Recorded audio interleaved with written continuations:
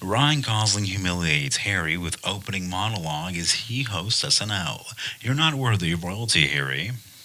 Saturday Night Live has a rich history of satirizing celebrities and public figures, and the recent episode with Ryan Gosling as host was no different. However, viewers were surprised when Gosling's opening monologue turned to harsh criticism of Prince Harry.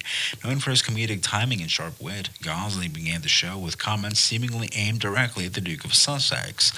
Hello, everyone, and welcome to SNL. I'm your host tonight, Ryan Gosling. Let me just say, it's good to be back. Even though with all the craziness going on these days, you'd never know yourself who can be found walking through these doors. The audience trembled with anxiety, not knowing where Gosling would lead them. Gosling's sly smile hints at what's to come, especially for the royals who, as he puts it, seem to have forgotten what it means to be a royal. The comments were heavy-handed, signaling that Gosling is about to delve into uncharted territory for SNL. Let's face it, Gosling continued, leaning into the microphone. We all know who I'm talking about, right? Prince Harry, the Duke of Sussex, the man who swapped the crown for Tinseltown. Gasps and nervous laughter spread across the studio as Gosling's monologue took a pointed turn. However, Gosling didn't stop there. He went on to question whether Harry is truly a rags to riches story, deriding recent interviews and book deals as desperate attempts to maintain suitability. Apparently, these days, a lot of money can be made by complaining about the family that raised you in a palace.